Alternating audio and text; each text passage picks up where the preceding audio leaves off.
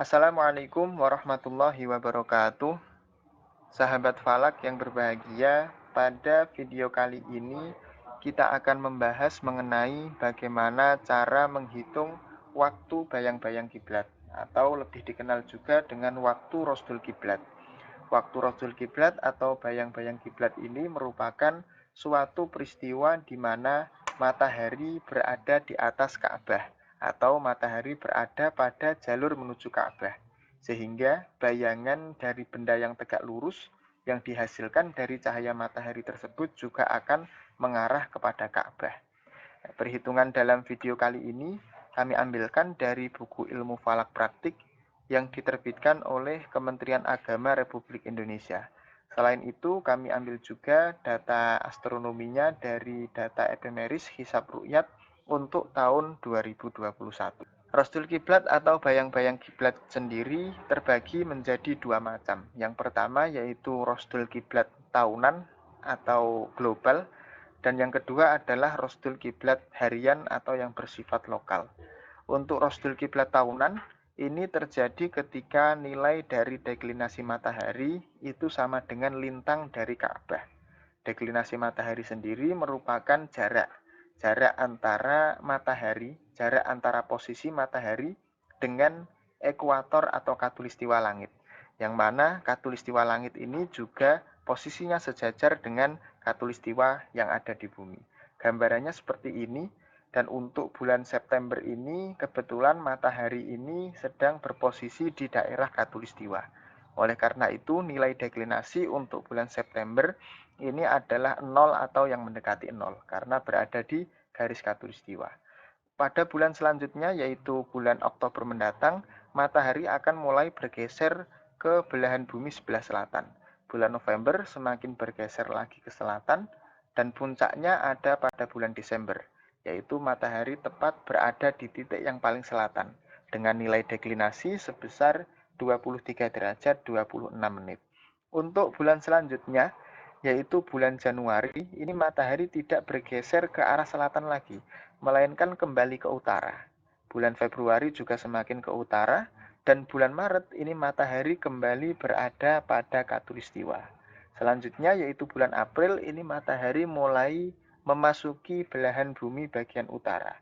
Begitu juga dengan bulan Mei, ini semakin ke utara, sehingga pada tanggal 28 Mei, ini deklinasi matahari atau posisi matahari ini sama dengan nilai dari lintang Ka'bah. Jadi sekitar 21 derajat 25 menit. Ketika nilai deklinasi matahari ini sama dengan nilai lintang Ka'bah, maka pada tengah hari di Ka'bah sana itu matahari akan berada tepat di atasnya. Sehingga semua bayangan dari benda yang berdiri tegak lurus akan menghadap ke Ka'bah sana. Nah, tengah hari di waktu Ka'bah atau waktu Mekah ini ketika dikonversi menjadi waktu Indonesia Barat itu sama dengan pukul 16 lebih 18 menit waktu Indonesia Barat. Selanjutnya untuk bulan Juni ini matahari berada pada titik yang paling utara dengan nilai 23 derajat 26 menit juga. Untuk bulan selanjutnya matahari tidak mengarah ke utara lagi, tapi kembali ke selatan. Sehingga pada tanggal 16 Juli ini nilai dari deklinasi matahari kembali sama dengan nilai dari lintang Ka'bah, yaitu sekitar 21 derajat 20 menit. Nah, ketika tengah hari tanggal 16 Juli ini, ketika dikonversi menjadi waktu Indonesia Barat, maka akan menghasilkan waktu pukul 16 lebih 27 menit waktu Indonesia Barat. Pada jam ini, pada waktu ini, semua bayangan benda yang berdiri tegak lurus akan menghadap ke arah kiblat. Itu konsep dari Rosdul Kiblat tahunan yang berlaku secara global.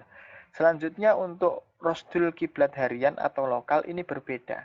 Matahari tidak berada di atas Ka'bah, tapi berada pada jalur menuju Ka'bah. Bisa berada di sini maupun di sini. Yang penting masih ada pada jalur menuju Ka'bah ini. Nah, ketika matahari ada pada jalur menuju Ka'bah ini, bayangan yang dihasilkan juga akan menghasilkan arah menuju ke Ka'bah. Rosdul kiblat harian ini bisa terjadi setiap hari, dan pada lokasi-lokasi tertentu ini bisa kemungkinan terjadi 2 kali dalam sehari.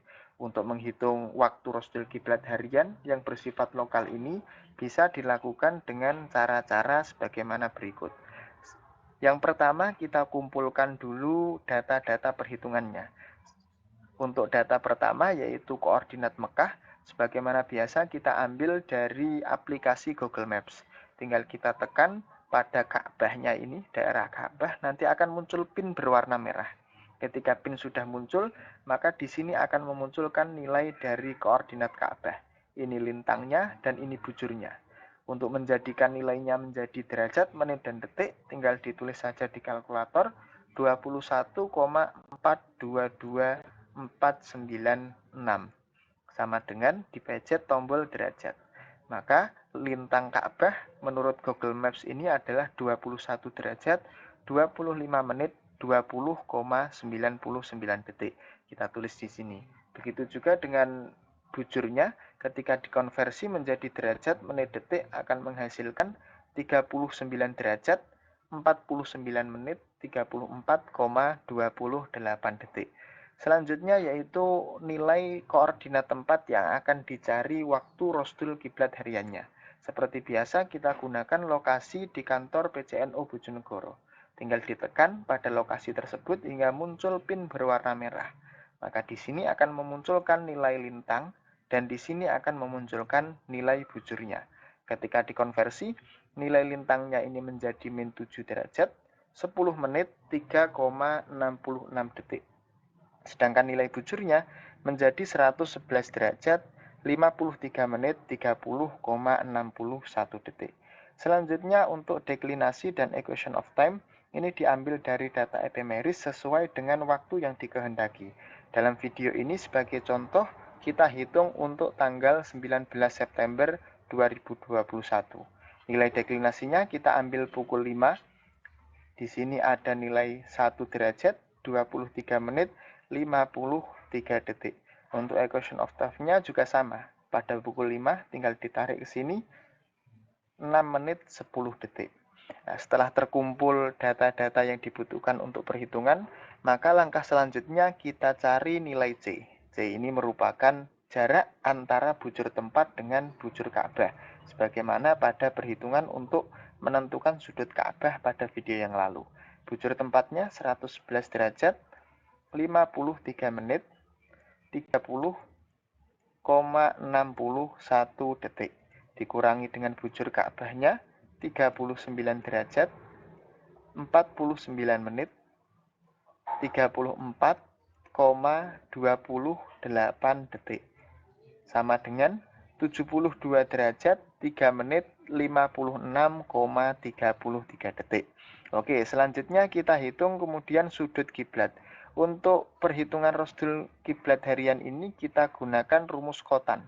Ketika kita gunakan rumus Khotan, maka nanti sudut kiblatnya itu diukur dari utara ke barat.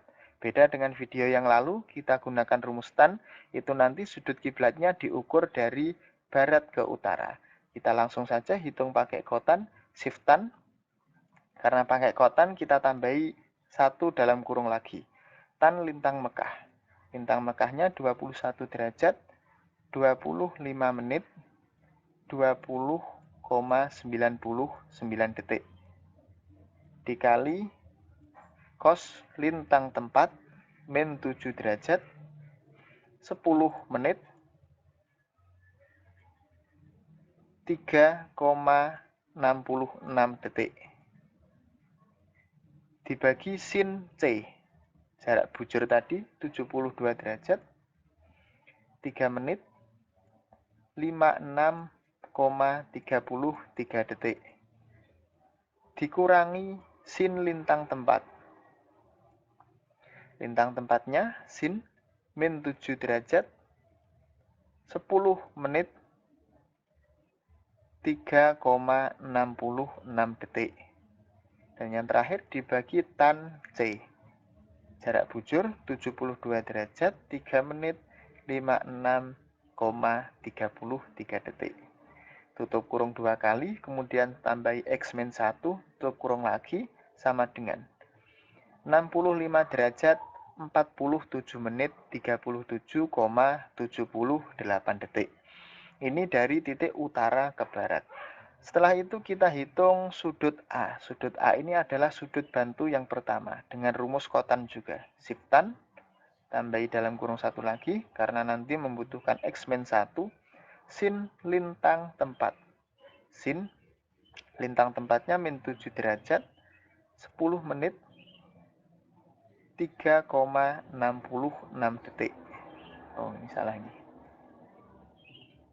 7 derajat 10 menit 3,66 detik. Dikali tan ki, yaitu sudut kiblat yang diukur dari utara ke barat. 65 derajat 47 menit 37,78 detik. Tutup kurung 2 kali, X-1 karena pakai kotan, tutup kurung lagi sama dengan min 74 derajat 29 menit 16,06 detik. Nilai dari A yaitu sudut bantu yang pertama. Terus yang kedua yaitu cos B. Ini sudut bantu yang kedua. Kita hitung cos B, sif cos. Tidak perlu dalam kurung lagi karena rumusnya pakai cos, tidak perlu X-1. Sin deklinasi. Deklinasinya 1 derajat 23 menit 53 detik. Dikali tan 90 dikurangi min 7 derajat lintang tempat 10 menit 3,66 detik. Terus dikali cos A, yaitu sudut bantu yang pertama tadi. Min 74 derajat 29 menit 16,06 detik. Tutup kurung 2 kali sama dengan 92 derajat 58 menit 27,33 detik. Setelah ada sudut bantu yang pertama yaitu A dan sudut bantu yang kedua yaitu B, maka kita bisa hitung waktu rostul kiblat dalam waktu hakiki atau waktu istiwa. Dalam beberapa sumber biasanya ada dua kemungkinan. Kemungkinan pertama biasanya A dikurangi B, dan kemungkinan yang kedua ini A ditambah B. Tapi untuk dalam buku ilmu falak praktik itu disebutkan A tambah B saja. Karena memang yang kebanyakan terjadi adalah pada nilai ini. Kalau yang A dikurangi B itu biasanya nilainya atau waktunya itu ketika waktu matahari sudah terbenam atau waktu matahari belum terbit. Kita hitung dalam kurung A-nya tadi min 74 derajat 29 menit 16,06 detik. Ditambah B-nya 92 derajat 58 menit 27,33 detik. Tutup kurung dibagi 15 ditambah 12. Nah, hasilnya pukul 13 lebih 56,75 detik. Ini adalah waktu rosdul kiblat dalam waktu hakiki. Selanjutnya kita ubah waktu hakiki ini menuju waktu daerah, yaitu WIB, waktu Indonesia Barat. Kita gunakan bujur 105 derajat. Tinggal langsung dikurangi equation of time saja. 0 jam 6 menit 10 detik. Ditambah dalam kurung bujur daerahnya 105 dikurangi bujur tempatnya 111 derajat 53 menit 30,61 detik. Tutup kurung dibagi 15. Sama dengan hasilnya pukul 12 lebih 40 menit lebih 12,71 detik. Itulah waktu rosdul kiblat di mana semua benda yang tegak lurus di kantor PCNU Bojonegoro pada pukul 12 lebih 40 menit lebih 12,71 detik ini akan menunjukkan bayangan yang menuju ke arah kiblat. Oke, demikian tadi perhitungan waktu rosdul kiblat harian. Sekian untuk video kali ini. Terima kasih telah menyimak. Wallahul muwafiq ila aqwamit thoriq. Wassalamualaikum warahmatullahi wabarakatuh.